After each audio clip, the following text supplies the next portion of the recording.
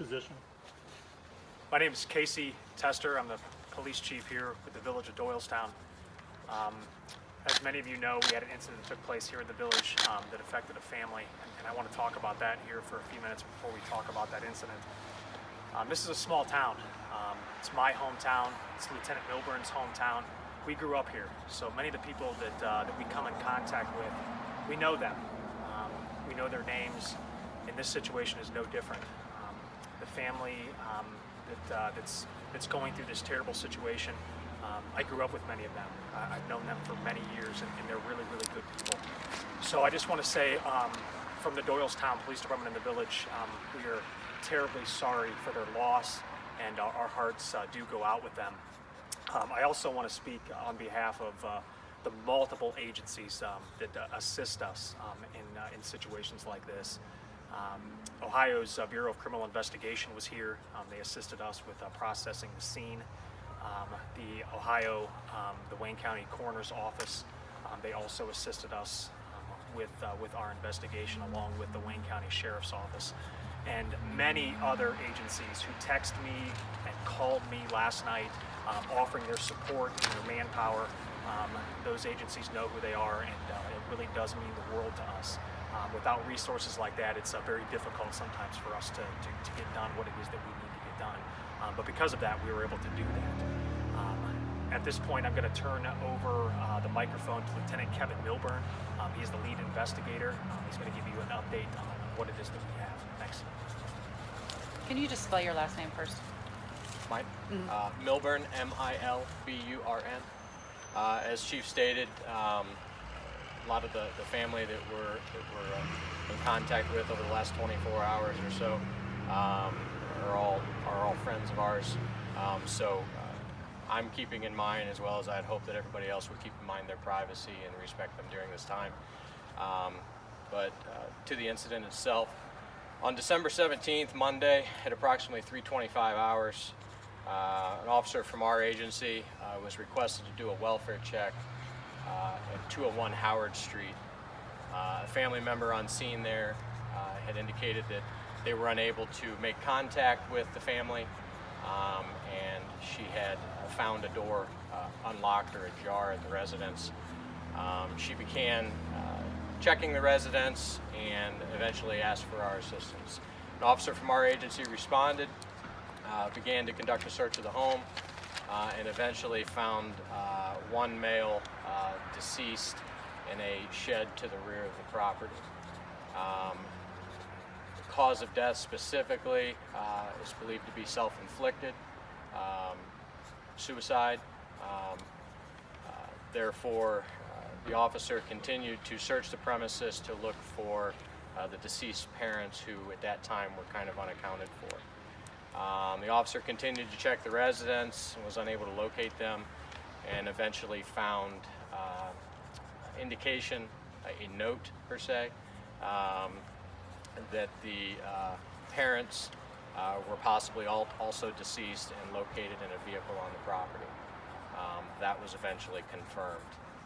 At that point in time, notifications began to the Wayne County Coroner's Office, Bureau of Criminal Investigation, and additional officers from our agency began to respond to begin to process the scene and secure the scene. Are you giving out names? I'll be honest, initially we weren't going to. The family has indicated that it is okay for us to do that. The first deceased is a Randall W. Weekley Jr. How do you spell weekly? W-E-E-K-L-E-Y. The second deceased would be his mother, a Brenda J. Weekley. And the third deceased would be his father, a Randall W. Weekley. We refer to him as Senior. Lieutenant, could you please give us their ages? I don't have their ages right in front of me, and to do the math would be difficult. Sure. No, that's okay. But I can give you the years they were born. Randall Weekley Jr., born in '79. Brenda J. Weekley, born in '53. Randall W. Weekley Sr., born in '51. Have there been some problems with the family? I heard from some neighbors, maybe there were some issues with the son and his parents. Nothing immediately leading up to this incident. There is some, our agency does have some history there regarding Randall Weekly Jr., just with some mental health type issues that he was obviously seen for, treated, released. And that was over time, different incidents? Correct. Is there an 11-year-old involved somehow? Does he have a son? There is a son, yes. He wasn't there? Or No, I believe the son resides with his mother in an adjacent city. So Lieutenant, the parents were in a vehicle that was parked on the property, is that correct? Correct. And is there a reason why, up until that note was discovered, why that might not have been obvious? Well, based on the location in the vehicle they wouldn't have been seen. They were actually found in the trunk of the vehicle. did he shoot himself, hang himself? Self-inflicted hanging, we believe. Is it possible they had been dead for a couple of days? By talking to neighbors and some other witnesses, people involved, based on the attempts of contact by family, we believe that the incident occurred sometime Friday afternoon into Saturday. So that's our general timeline right now. We're still trying to piece all that together. Is there any indication of what sparked this, or was it just maybe a mental health episode? Or I think a lot of it has to do with mental health. There were some accusations that we have not been able to confirm with the family or anybody at this point. But as far as motive, other than mental health, that's all we're pointing towards at this time. I want to be accurate, Lieutenant. Not disrespectful here for the family, but accurate. So the son, you say, he hung himself in the shed. Is that Correct. Do you?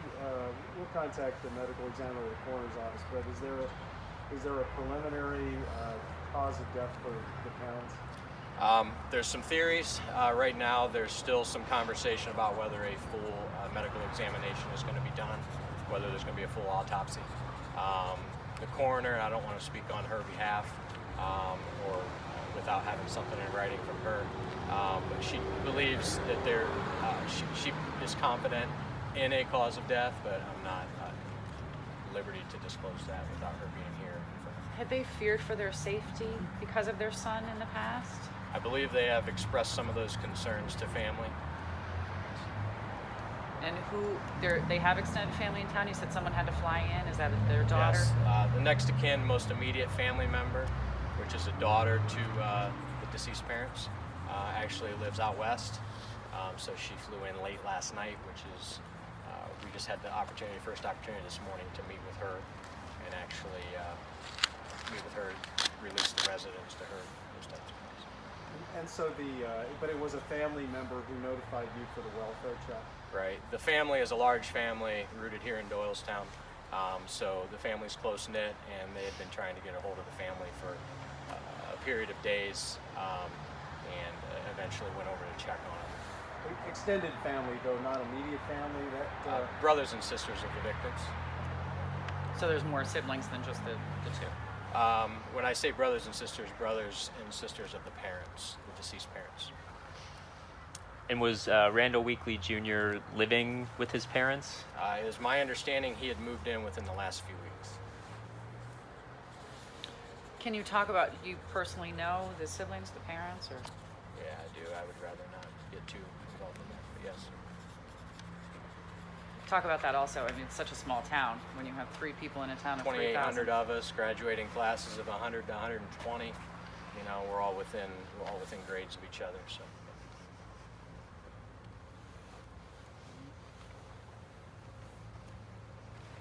Thank you, Lieutenant.